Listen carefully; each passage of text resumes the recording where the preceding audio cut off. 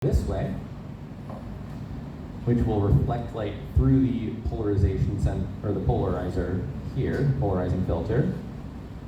Each axis of the gimbal mirror is controlled by one servo motor. So as the servo turns one way and pulls this down, the mirror will tilt like that. And the same thing for the other direction. When I first heard about this gimbal mirror system, was incredibly perplexed by it, but it effectively allows for a much denser packaging of a system that lets you point a camera at different places without needing to move the entire lens. You can see how this compares in size to the lens itself. If we had to have space for the whole lens to move, the orb would get quite a lot bigger, and I don't think any of us want that. Now he's removing the front cover, which includes a port for the infrared LEDs.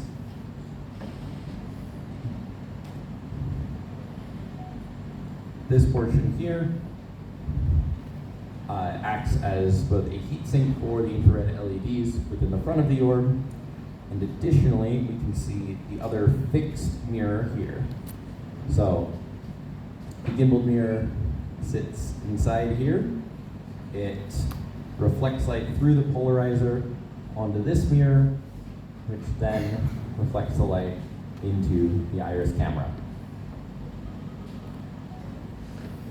And this blue material here is just a thermal pad for ensuring effective heat transfer between the front PCB and the metal piece that acts as the heatsink.